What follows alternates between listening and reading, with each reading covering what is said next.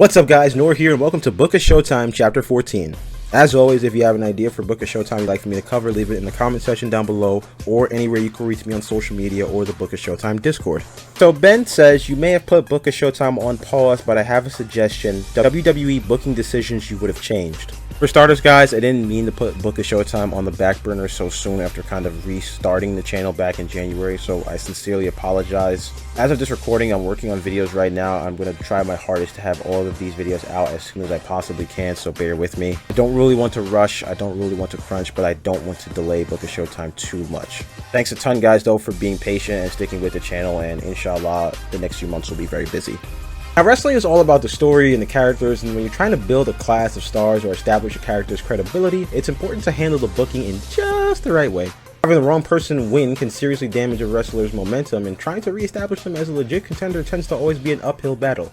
In today's chapter, I'll be going over a few booking decisions that I would have changed or outright reversed. Number 1, Triple H over Randy Orton, WrestleMania 25. To be honest, we can make this entire video about Triple H. Seriously, we really could.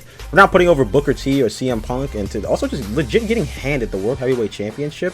There's a lot of poor or questionable booking decisions done throughout the game's career, but not putting over Randy in 2009 was a standout. 2009, Randy Orton was one of the most evil heels in company history. Heck, he's one of the most evil beings, period.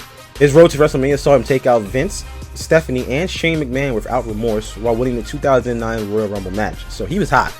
But then Triple H was the champion going into WrestleMania because, you know, Vince, Stephanie, and Shane are his family. Not only was he WWE champion at the time, but he was also a face, and WrestleMania has to have a happy ending. But in this case, they were wrong. John Cena won the World Heavyweight Championship earlier in the night, so it's not like the company didn't have a face champion to roll with. What's worse is, Randy Orton would go on to win the WWE Championship at Backlash a month later in a 6-man tag match with a lot of shenanigans. His crowning moment should have been at 25, where he basically would have beaten all the McMahons and stood atop WWE. Funny enough, Triple H killed Randy Orton's babyface run a few years prior, so maybe Triple H just had it out for Randy. Or maybe it's just Triple H. The Rock over CM Punk, Royal Rumble 2013. Repeat after me. Part-time wrestlers should never, ever be world champion, even if it is The Rock, and especially when it ends a reign as historic as CM Punk's 434-day run as WWE champion. Honestly, this was such a lame way to crowbar in the rematch between Cena and The Rock, a match that was originally billed as once in a lifetime, so WWE kind of lied to you. But they made a lot of money, and it was almost inevitable that they would run this match back again. CM Punk was unfortunately sacrificed just so WWE can run back their biggest money match. And while CM Punk is not a very likable guy, this situation, it's fair to see why he would be bitter over this, as he badly wanted to headline a WrestleMania, and WWE once again fumbled his momentum and his run big time. Win over The Rock and then potentially beating Cena back-to-back would have put Punk in the all-time greats tier, but now we're just kind of wondering what if all these years later. The person that should have dethroned Punk honestly should have been an up-and-coming star, not someone who would be out of the company's plans in a couple of months. Number 3, Goldberg over The Fiend, Super Showdown 2020. Remember what I said about part-timers and world champions? This applies here too. What's worse is, this was a squash match. Goldberg handled Bray Wyatt in around 3 minutes, and it seriously hurt The Fiend's credibility. Goldberg's last WWE stint was just boring to me, and his work was less than memorable. There's a lot of botches, and he just was not ring ready. He should have been elevating stars instead of squashing them. The Fiend was money, and Bray Wyatt worked tremendously hard to build up the mystique behind the character, but then in comes Goldberg just to collect a check. Number 4, Becky Lynch doesn't squash Bianca Belair, SummerSlam 2021. 26 seconds. That's how long this money match was given. Becky Lynch shocked everyone when she returned at SummerSlam 2021 to replace Carmella against Belair. Instead of being given at least a few minutes, they were given 26 seconds. I have zero issue with Becky Lynch winning the championship, as she's a massive star, and you can even tell by her reaction when she came back, she was still beloved by the universe. But really, 26 seconds? It was a massive step back, not just for Bianca Belair, but women's wrestling in WWE as a whole. Remember when they had to give Divas a chance movement after that really short match? This just felt like something like out of that era.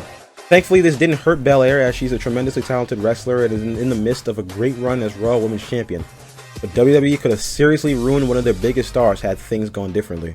Last, Brock Lesnar doesn't squash Kofi Kingston, SmackDown 2019. Oh man, okay, I gotta get through this.